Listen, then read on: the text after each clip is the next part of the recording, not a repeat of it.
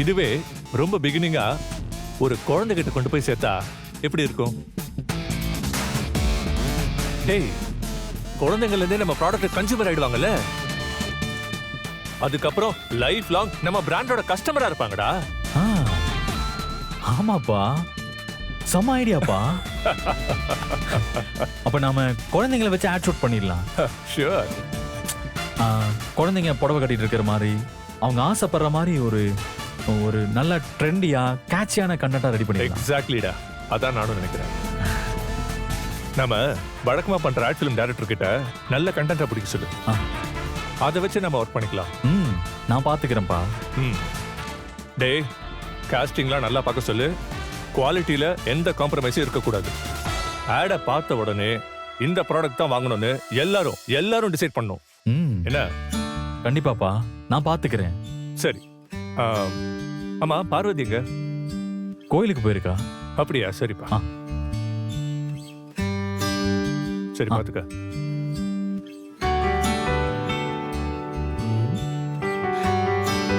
அண்ணா, டே வாடா. அப்பா என்னண்ணா சொல்றாரு?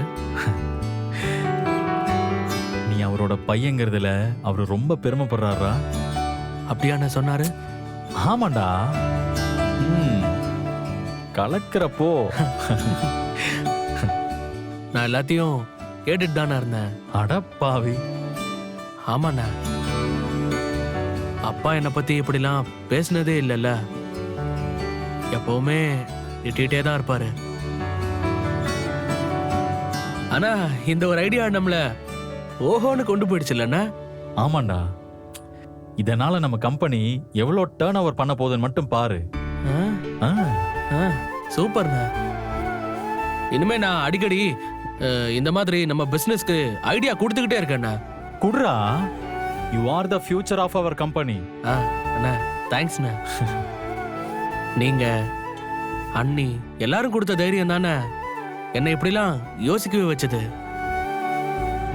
இங்க எல்லாரும் நான் எதுக்கும் ஆகாதவன், எனக்கு ஒண்ணுமே தெரியாதுன்னு சொல்லும்போது நீங்க தானே நான் என் மேல நம்பிக்கையே வச்சீங்க. டேய், நீ என் தம்பிடா.